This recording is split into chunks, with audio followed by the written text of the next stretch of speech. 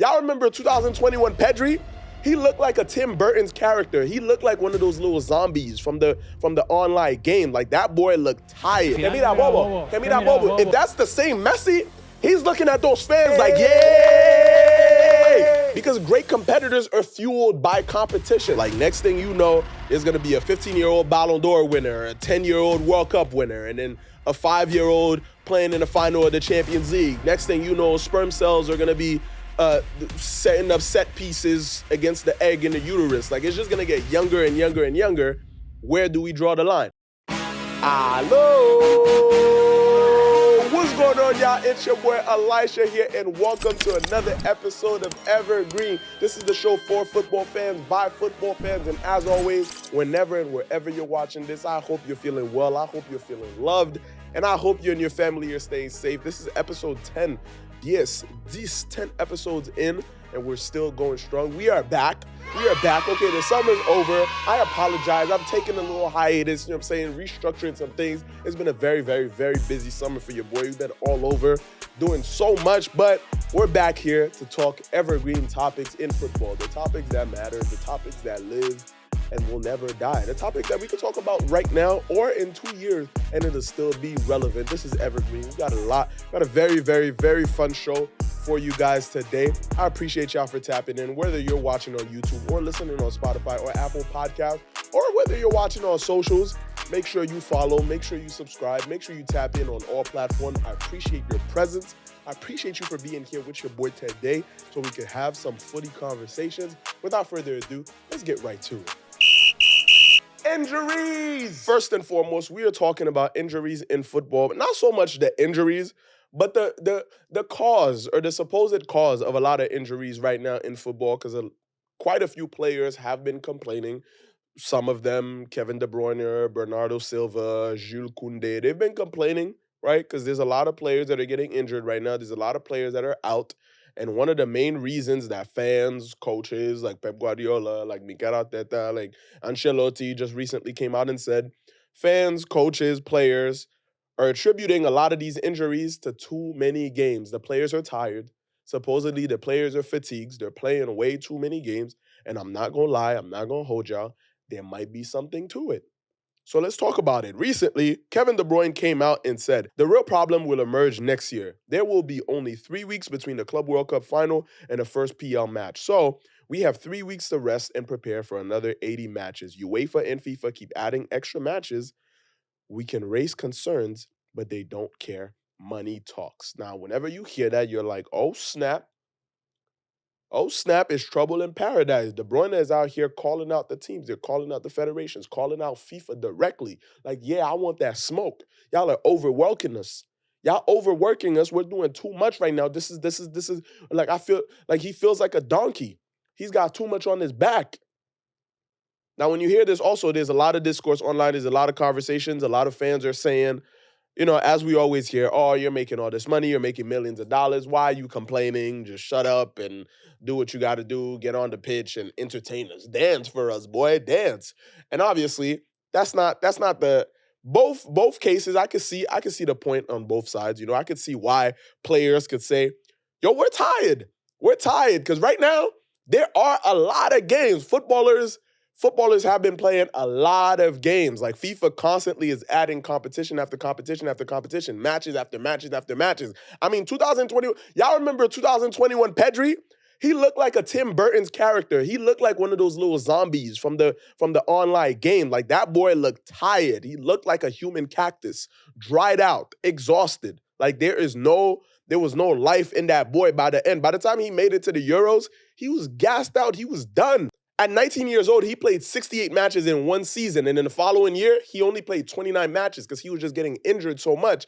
And it's not unfair to think that a lot of these injuries came from just being overworked. Again, his body's still developing. Yes, he's a professional athlete. At 19 years old, there's a lot of players who are just like established in football, or I won't say established, but who are pros, right? Who are in the team, who are working in a system, and they're well on their way into their careers. But at the end of the day, you're still super young and you have to pace yourself in your athleticism. Your body's adjusting. And if you weren't playing 60 plus matches the year before or the year after that, and you just go straight into it, you're gonna get exhausted. And I think that's a lot of what the players are complaining about right now. That's what DeBruyne is talking about. And again, a lot of people have been talking about this over the years is there's more injuries because players are just playing too many games. And it's not just the clubs. Like you have the club competitions, like the domestic leagues, for example, Premier League, FA Cup, Leagues Cup, whatever.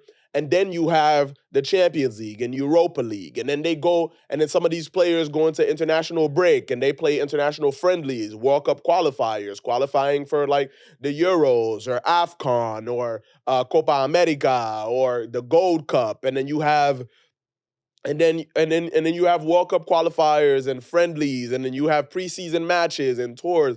And next year is the Club World Cup, which is one of the biggest things that De Bruyne was talking about. Like the Club World Cup, they're only gonna have. That's exactly what he's talking about. Like they're only gonna have so much time to get ready for another 80 games for the next season because there's just between the clubs and countries, there's so many matches. And if you're a good player and you're fortunate enough to be playing for club and country, you damn near have no break. And if you're a player who has a family or who's trying to build the family, that makes it even tougher because you have no time for a personal life because you're just games, games, games, games, games. And if you're traveling all the time, it's like that work-life balance is damn near non-existent. Now, it's important to understand when De Bruyne is calling out FIFA and all these different entities, how does that actually affect them behind the scenes? Are they actually making more money from it? Now, the math is simple. More games means more broadcasts, means more ticket sales, means more merch, means more food, means more parking tickets being sold in a lot, means more train tickets. So it's just more transportation, Ubers, taxis. The whole overall economy of each city is benefiting from this. Everywhere where football is running and active, they're benefiting monetarily, right? It's not just the FIFA, it's not just the leagues, it's not just the teams, it's everything around that. So when he says money really talks because the teams are not just benefiting from this. Yes, the players make millions of dollars, and in return, the players end up being able to make more money because the more money there is in football, the more money players make, the more money content creators make, the more money teams, the brands make. Like the money is circulating so much within the game that you can't justify to the brands or for the people who are in it for the business that this is not logical. Yeah, y'all are getting injured, but they could just look at the athletes and just be like, well, stop getting injured or be more careful or let's play around, safer rules or let's just change the officiating. The game is already getting a lot softer. I mean, we've seen it in basketball, we've seen it in the NFL. And yes, it's protecting the bodies of the players, but then the quality of the game and the entertainment factor gets affected. And it's a lot around it. But overall, the players are complaining. They're complaining and they're not liking what's happening right now. And not all these players just care about the money. Ancelotti came out and said some players would rather take a pay cut if that means playing less games. Because, again, they're making a lot of money already. They're already millionaires. It's just like, you know what? I'll take a little bit less money if I get to rest and keep my sanity and protect my body for the long run, and potentially get to spend more time with my family. Like, it's a good bargain to me, so I understand both sides of it. But at the end of the day, the same business that's profiting off of that excess of games is the same business that's allowing for these guys to live their dream and provide for their families and become millionaires. So you have to look at it on both sides. There's no right or wrong, in my opinion, in this situation. It's just, but I understand more of the sides of the players where anything in excess is eventually is going to crash and burn. And if they keep adding so many games, it's going to come back to bite them, and they're not going to see the long-term investment. They're going to see a lot of money right now. In a long run, in 10, 15 years, the game is going to change drastically, and people are going to start checking out. The fans are going to start checking out because if some of y'all favorite players are getting injured all the time and they're not able to play, what's the point? Like, this happened with Messi so much in the past year where it's like, if you're injured, the people who are paying good money to come see you play are going to start getting annoyed by it and eventually stop coming, stop watching, stop putting money in your pockets for entertainment. So you got to strategize it a little bit. And soon enough, some of these players may end up taking drastic measures. I mean, Rodri came out and said that some of these players are willing to go on a strike, right? Koundé backed them up. Now, I don't know what a footballer strike is going to look like. Are they just going to not show up to training, not show up to the matches? Or are they going to stand outside the stadium yelling, no breaks, no peace, no breaks, no peace, no breaks, no peace? I don't know what it's going to look like, but it seems like they're serious. And the more and more bigger players start talking, And ironically enough, a week or two after Rodri says that players might go on strike because they have to play too many games, he gets injured during the Arsenal match. So, hey, listen, man, if the math is math, if it quacks like a duck and it walks like a duck and it smells like a duck, then it's probably a duck. And right now it's seeming like the players are ducking. They're ducking. They're talking that talk and they're saying, hey, the evidence in our body and our health is there. We playing too much, we getting injured, but we gonna start showing y'all that if you're not paying attention to us who make this game, then we gonna force your hands. No rest, no peace. No rest, no me. No rest, no peace. No rest, no me. No rest, no peace. No rest. Yo, what are you doing? You don't see the sign? No rest, no peace, no rest, no. Okay, yeah, I get that part. But why are you in the middle of the street? Well, we footballers are sick and tired of playing all of these games and getting no rest. So what? You get paid millions of dollars. You play a few extra games. It's people like you. We are human. No rest, no peace. No. Okay, how about this check for $5 million for you to shut up and get out my way? You gonna try to bribe me? How you gonna try to bribe?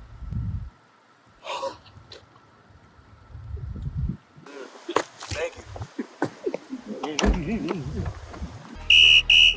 Messi meets the Bronx. We're talking about NYCFC versus Inter Miami, and Messi finally went to Yankee Stadium to play at the Bronx, and Messi got a Bronx welcome coming into New York, and that was the most Bronx, the most New York welcome he possibly could have gotten, with the throwing the bottles and everybody cussing at him, and that type of energy you'll only get in the Bronx, right? It's a reason why NYCFC is going to put that stadium in Queens. If there was space for it in the Bronx, they still wouldn't do it. It's just that energy is, you can't bring that same, they still going to probably bring it. All the Bronx fans are going to bring that same energy at Citi Field, or they're still going to bring that same energy in Queens when the new stadium is built. But when you're in the big BX, it's a different type of energy. Messi getting attacked by NYCFC fans is one of the best things that could happen to MLS right now. Let me explain. There's only two groups that should really be catering to Messi right now in the US, and that's MLS and Inter Miami. Nobody else, no other teams, no players from other teams, no other fan bases. Nobody should really be trying to baby and cater to Messi other than the team he plays for in the league, because obviously he's one of the greatest players of all time. He's elevated the profile of the league. He's brought a lot of eyes and attention to MLS, and so he deserves for those people directly impacted by that to cater to him, right? And to treat him like the superstar that he is. But the fact that NYCFC fans right now, welcome him with hostility, with smoke, that's exactly what we need. And again, it takes New York energy to do that. Because at the end, Messi played in El Clasico. He's played in some of the most intense matches in the entire world. He's not foreign. He's not oblivious. He's no stranger to animosity. He's no stranger to pressure. He's no stranger to smoke. So when you go into a league and everybody's nice to him and players are taking pictures with him after the matches, coaches, referees, other teams' players are taking pictures with him, other fans love him. Like, he's not gonna really feel like he's in a league where he's not really going to feel like the sense of competition in the league, and he's not going to value it as much. For a player like that, who's been motivated by competition, by intense competition for 15, 20 years, for all his life, essentially, for him to come now and everybody's treating him like a queen, it's just like, what do you really have to respect in this league? And New York fans basically put their foot down and say, nah, we're not going to let it slide like that. Now, I'm not going to co-sign some of the words that were said towards Messi and Inter Miami, but that's like football fan culture. That's the ultras culture. That's what has brought this game to the magnitude that it is right now. Like, if football fans were soft, if football fans were always nice all over the world, we would not have the game that we have today. The reason why we have this game in this magnitude, why there's so much passion, is because so many fans are willing to push the boundaries. They're willing to say stuff that's out of line and out of pocket sometimes. And that, like, everybody shouldn't do that. You shouldn't attack any team's butt. You shouldn't cuss out no players or try to disrespect them. But that being the case is a big part of why the game is so huge right now. And over the years, that's helped, right? Fair play has helped. Respect towards players, towards Respect towards players and other opponents has helped, but the hostility has helped just as much. And if this is the same Messi that we saw in the World Cup against the Netherlands, que mira bobo, que mira bobo. If that's the same Messi, he's looking at those fans like, yay! Because great competitors are fueled by competition. So if you need to get the best out of him, and not just him, every superstar in MLS should be getting pushback, should feel pressure, should feel a little nervous. Every star player in MLS, every team in MLS should go into their competitors' stadiums and feel pressure and feel nervous and feel butterflies in their stomach. But if you go in there and you feel there's no hostility, there's nothing to be scared of, what do you really have to play for? There's already no relegation. There's already no relegation. At the end of the season, you're still staying in the same league. So there needs to be that extra bit of drama, that extra bit of excitement. Get me lit. Turn me up. Turn me up. Give me a reason that, I'm really, players should feel like after they defeat their rivals, talk to me nice. Like, what up? What up? What's the word? You should feel like a sense of victory and a sense of, aggressiveness. That aggressiveness is what MLS needs. And leave it to New York fans to bring that, because that's needed in competition. Because after Messi leaves, there should be a genuine rivalry between NYCFC and Inter Miami. Just like there's a genuine rivalry between LAFC and LA Galaxy. But they're in the same city, they're in the same state. Across states, across the league, we need those rivalries. We need that beef. We need pause. Hey, yo, we need some of these fans. We need some of these fans to be a little nervous going away to another stadium. We need some of that. Football is getting younger and younger. These young players nowadays are getting younger and better and better and better. Lamine Yamal is 17 years old, and he just became the second youngest player to score in the Champions League for Barcelona. Ansu Fati was the first one. Endrick is 18, and he just became the youngest player to score in the Champions League for Real Madrid. And he just got married. It's like they're getting younger but more mature at the same time. And then you have a player even over here in MLS like Kevin Sullivan, who's 14 and just became the youngest ever player to start a game, or he just became the youngest player to play in an MLS match. Obviously, to be that young and to be a professional footballer, you have to have a good circle. You have to have a strong base. His brother Quinn also plays for Philadelphia Union, met his dad. He has a good, strong surrounding and strong circle around him. And that's obviously needed. And he's just a little bit more mature. Endrick is the same thing. He just got married. These young kids are a lot more mature than when I was coming up. When I was 14, I was not thinking about being no professional anything, at all. I was just starting to play lacrosse in high school, still growing, body still developing, going through puberty. And these guys are way ahead of the curve. So for me, it's where does it stop? Where do we draw the line? Where is the limit? Next thing you know, there's going to be a 15-year-old Ballon d'Or winner, a 10-year-old World Cup winner, and then a 5-year-old playing in the final of the Champions League. Next thing you know, sperm cells are going to be setting up set pieces against the egg in the uterus. It's just going to get younger and younger and younger. Where do we draw the line? It's not a problem that the players are getting younger every year. Are the teams, or their surroundings, or their management, their trainers, are the leagues taking care of them mentally? Are they taking care of their bodies? Are they making sure that these young guys and girls are developing? Because if you're at a young age like this, like Kevin, for example, if you're 14 years old, 15 years old, and you're around all of these grown men and women that have families, what environments are you a part of, right? This is we see what's happening with Diddy right now in the Justin Bieber and Usher stories. It's you still have to protect these guys. You still have to protect these athletes in more ways than just what they're doing on the pitch, right? Because again, there's a lot more to the culture of being an athlete than just what you're doing on the field during games and what you're doing during training. There's different nuances and intricacies in these environments. So who's protecting these young players? Who's protecting them from the things that they're not supposed to be seeing, from the conversations that they're not supposed to be having this young?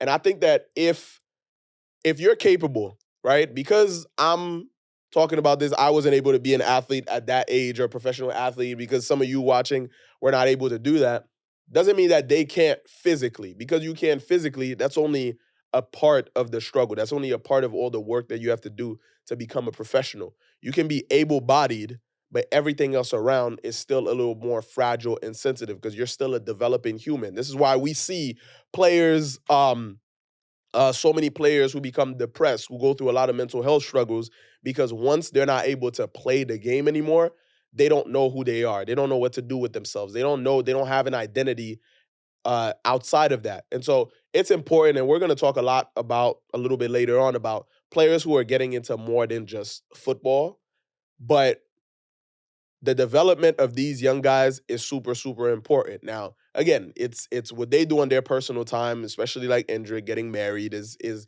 their business. But it's important that anyone who's adopting, who's welcoming these guys, who's playing, who's having any sort of impact into their development as professionals, also take into account everything else that takes place surrounding their career that's not, directly related to what they're doing, to their performance, to their athleticism. Because again, they're developing humans. It takes more than just what you can do skill wise to develop. And so that's my only concern. As long as the leagues and the teams do what they have to do, and their parents, their families, whoever's in their circle, do what they have to do to make sure that they're growing as respectable, solid human beings, then that's all that really matters. Because if you have the physical abilities, who am I to tell you that you can't become a pro? There's kids who are 13, 14 years old going to Harvard and getting doctorates and, graduating from college and just starting their careers before they're even legal adults. And so if they can do that on the academic side, on the athletic side too, it's possible. Right here, Sir, right here. monsieur, Right here. monsieur, Right here. one question. Tell us about Sir, your new sir. signing. Well, our newest signing is a special type of player. He's small, but he'll make a big impact. It feels like only 2 days ago he was crawling with a football. And we think he's ready to be a starter, but no rush, baby steps. This kid is so talented. He dribbles on and off the pitch. I mean, what else can I say? His skills are masterful. His touch is impeccable. He's truly the hope football has been looking for.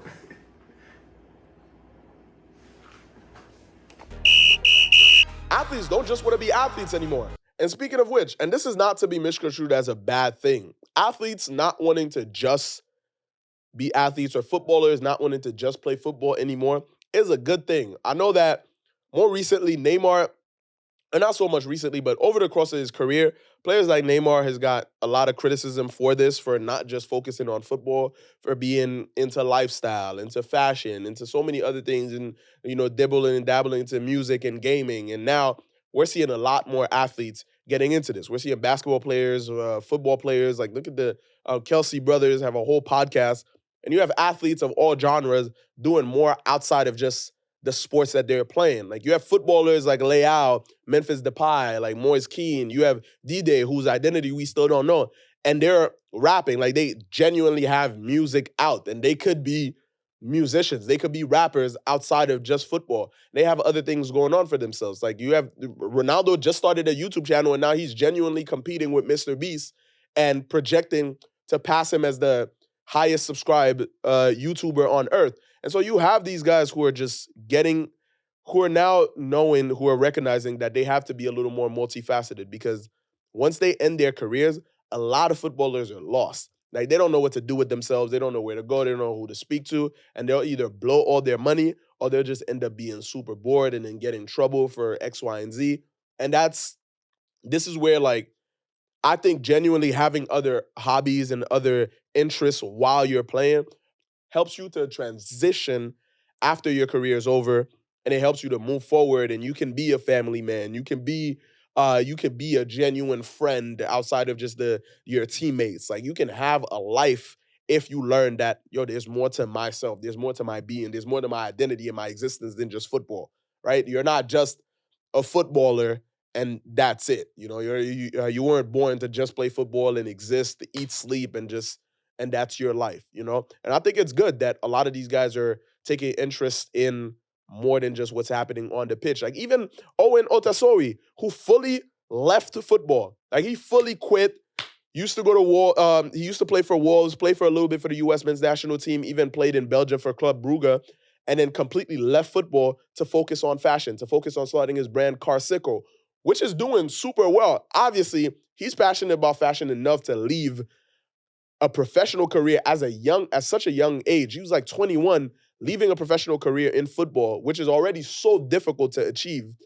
And at such a young age, you're able to leave that. That takes courage, but that also shows that he loves something else. And he genuinely found happiness in something else, which gave him the courage to be able to leave it. But also, he made so much money already in football that he has the capital and he has the startup money to be able to put into this brand, hire the right people, and go full force with it. Like, he goes on live all the time on TikTok and explains why he's made that switch. He loves fashion. He had other interests. And he didn't just attribute his whole being, his self-worth, his self-esteem to being a footballer. And when that didn't make him happy anymore, he had something else to fall back on. And so whether it's podcasting, making content, streaming, playing video games, whatever it is, I encourage all athletes and, specifically footballers to get into more. Like, do more outside of it. Don't just attribute everything that you are to this one sport, because like, it only lasts so long. And when it's gone, who are you? Like, who are you outside of football? Who are you outside of that green pitch, outside of that ball? Who are you? You know what I'm saying? And so you have to, those are conversations, again, that start with a lot of these young players before they before they leave the academies, before they start talking pro contracts. It's like, who are you outside of this? What else do you love? It's possible to have different interests. Yes, focused and put a lot of your time and your energy into this main thing, because obviously there's a certain level of dedication and commitment that you have to this one thing. But once you start settling to it a little bit more, you have to kind of branch out, because as a human being, we're layers. We have layers. We're like lasagnas. We're multifaceted. There's so much more to people than just that one thing that you're focusing on. And a lot of people realize that a little too late into their lives, and so they end up being lost. Don't get lost. Find yourself outside, have different hobbies, have different occupations. And again, bringing it back to the earlier conversations about having too many matches, the more games they are, the less these players are able to have anything else going for themselves. So how do you expect them, again, to develop as humans and be whole human beings and be fulfilled by other aspects of life if they're playing 60 plus, 70 plus games in a season or in a year? It's just too much. Like, they have to have time to develop, and the coaches and the teams who care about those things, you see longevity in the teams that they built, and you see longer careers, and you see longer relationships with these teams, with these clubs, with the fan bases. You have to care a lot more about what they do on the pitch. Look, man, I'm not just a footballer, okay? There's so much more to me. Matter of fact, I'm going to my second job right now. Welcome back to my podcast. Today's discussion, going 50 in relationships. What is a high-value man, and how do you become one? Breaking news, OnlyFans just bought Cartoon Network and... Oh, can you sign my kid, please, please, Yeah, guys, no problem. But I gotta go to my third job. All right, thank you. That's why his team got all that chemistry. Oh, God. Oh, can I get a picture? Can I get a picture? Please, Guys, please, let me seriously, get a I gotta- picture. Just one All right, picture, a come take a selfie. picture. All right, I gotta go to my fourth job. I gotta go. Oh, that's how you construct a good squad.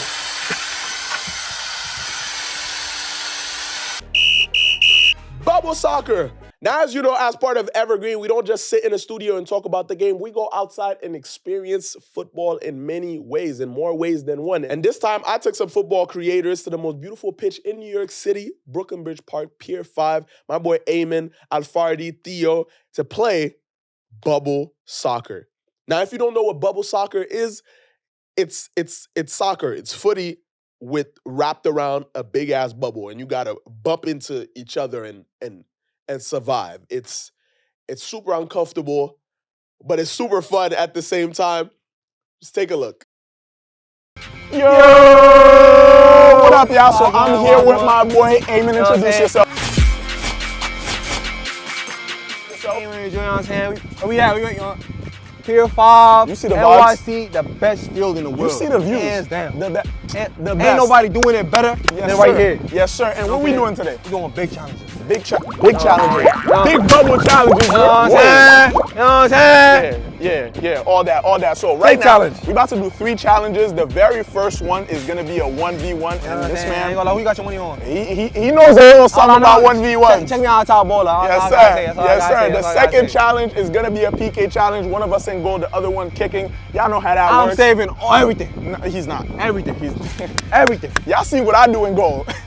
I at least stand in the flesh, you heard? And the third challenge is gonna be a header. Someone's gonna cross the ball, and we're gonna try to go head to head. Headers bubble with to 99 bubble. physical. We go 99 physical. 99 physical. 99 We're going physical. bubble for You know what I'm bubble, saying? band for band for the headers, and see who wins. We're gonna have some fun. Pier 5 in the building. Yes, sir. Let's get to it. Let's get it.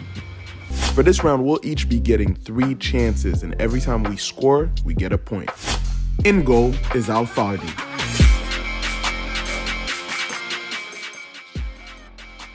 Don't be biased. Don't be impartial. You know what I'm saying? I know we kind of got a home field advantage. You won't say nothing. Wow, you intimidate. I'm sorry, but I would never speak to you like that. That's all I'm saying. You gonna feel my aura. Wow. Hey, yo, pause. Wow, that's insanity. Yeah, we gonna censor that. All right, let's get it. You know what I'm saying? Where is it? Where's the ball?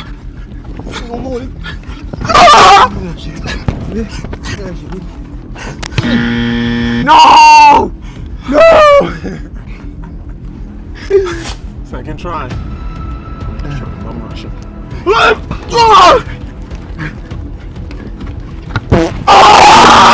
What a save! What a save! Talk to me nice, bro. Talk to me nice. What a save! I need at least 1 goal. I need at least 1 goal. We can't end this with 0 points. I might just take a shot from far. Let's get it.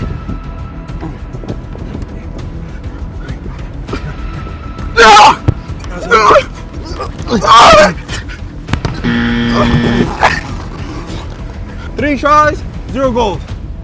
Lockups. Fight back. It's the same thing. Nah. The same thing you're about to do right now. All right, let's see. You're not getting nothing. Let me show you how it's done. Let's go.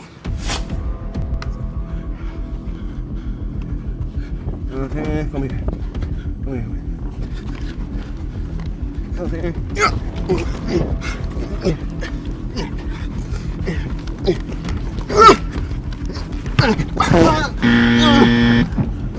Fight back. Keeper saved him. The keeper saved him. I'm not gonna lie. Keeper actually saved that one. He making you work.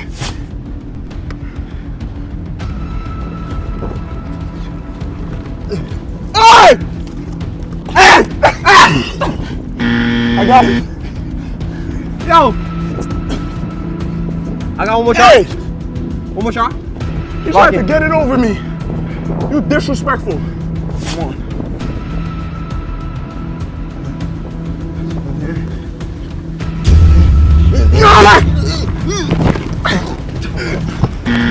Yeah!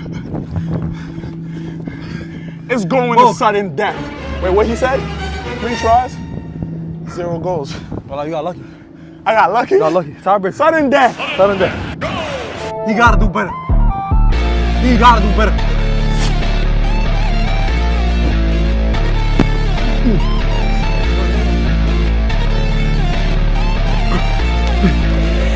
Hey, oh God, this is crazy.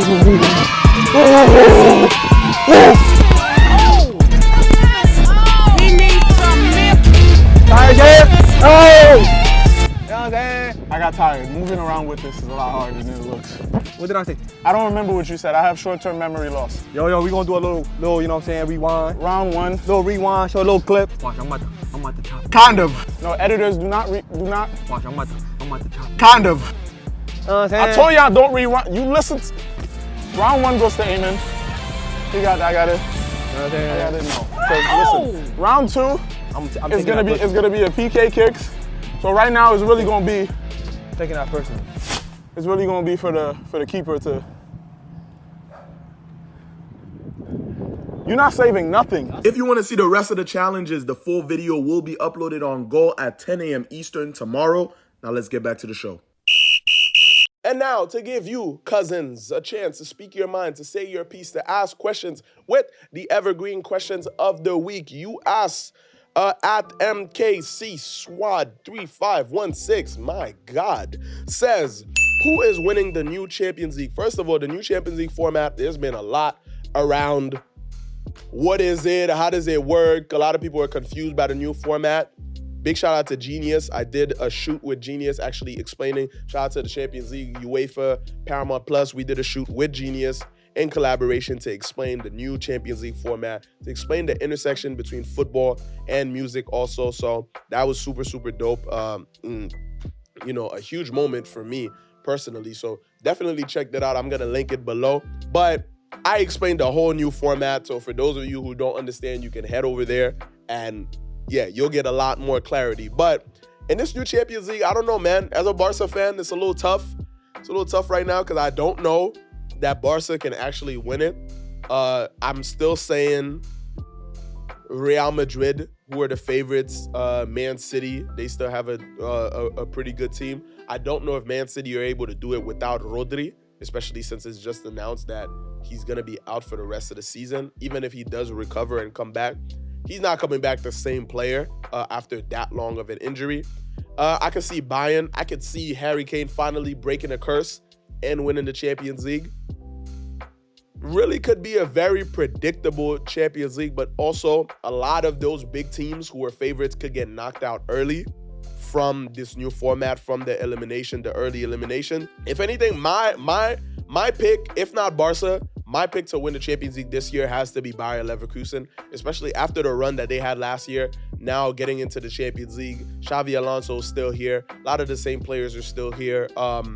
Just fighting to keep pushing for history. They made history last season. They dethroned Bayern, and now they could be the kings of Europe. So I genuinely think that Bayer Leverkusen have a chance, and if they win it, I'm gonna be backing them up because what a team! Like who wouldn't want to see Leverkusen win the Champions League? Well, other than fans of other teams. But if your team don't win, you can't be mad at that because they're just a likable team too. Question number 2, XUZemX says, do you think Man City charges will cost them and relegate them to EPL? I think that Man City are likely to get penalties from the charges brought up against them.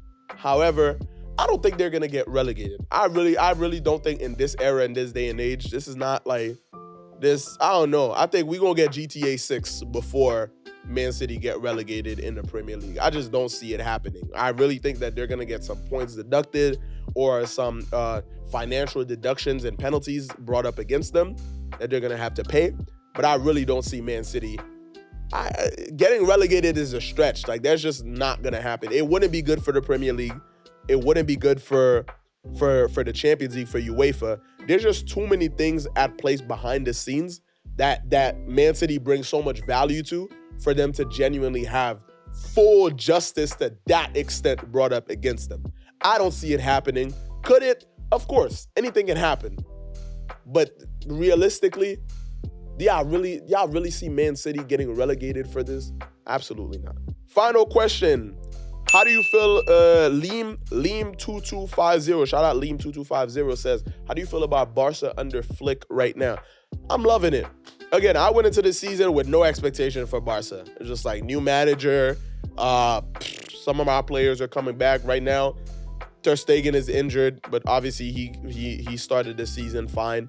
Ansu Fati is back. Lamine Yamal is on fire. Rafinha is finally confident again. So I'm loving Barca under Flick, but there's still no high expectation. It's like, how can this team gel? How can the young players, Kubarsi, Bade is back, Lamine obviously, how can they grow together and genuinely become great footballers so that in a year or two, they can genuinely compete for the bigger competition like the Champions League? They're doing well in La Liga right now. Barca's doing well in La Liga right now. So that's a plus. And if they win it, great. If they don't, it's no expectation regardless. You're not going to get me to get super hype about Barca just to have my dreams crushed in the end, right? Maybe next year. Next year, my expectation will be high based on what they do this year. Right now, Hansi Flick is doing a good job. It seems like he's putting a lot of confidence into some of these players that were lacking that with Xavi. So that's a plus. That's a positive. I'm happy with that. Only time will tell, though. But right now, I'm not mad at it. Barca's still having their financial struggles. Dani Olmo has had a great start to the season.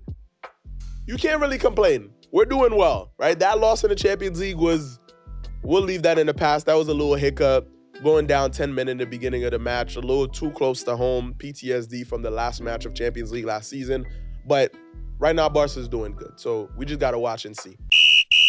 And finally, to end the show, as always, because we can't just talk about the footy. I care about you, my cousins, my family, the people watching this consistently showing love and support. I care about your development as human beings. So before we get out of here, I got to share with you the quote of the week. And the quote of the week this week, it's unknown. It's actually from a horoscope app that I be reading sometimes. I'm not huge into horoscope, but sometimes some of these apps they be a little right. I'm not gonna lie. They be reading me like a book. But the quote of the week this week is, you should never be afraid of good intentions if you plan to follow through.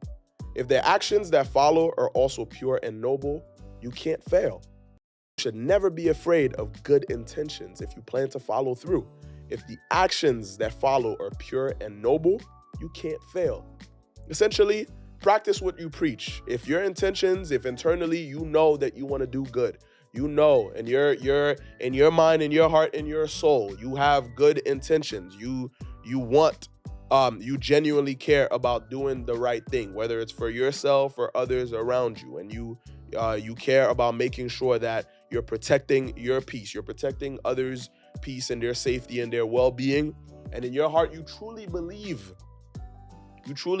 that you know what to do, what you want to, whether it's difficult or not. You believe in it, you know it, and you act upon that.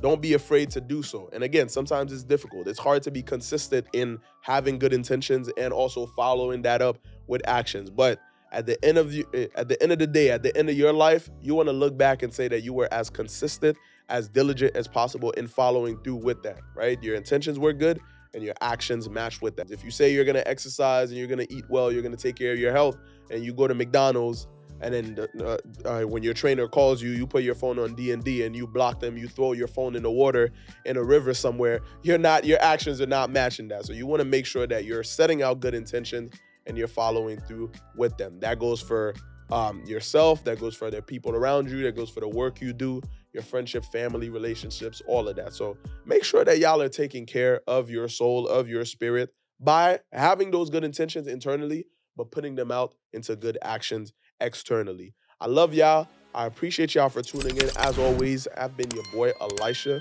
This was Evergreen episode 10. I appreciate y'all for watching. I appreciate y'all for tuning in and spending your valuable time with me. I hope y'all enjoyed the episode. Make sure you comment, make sure you like, subscribe, share this.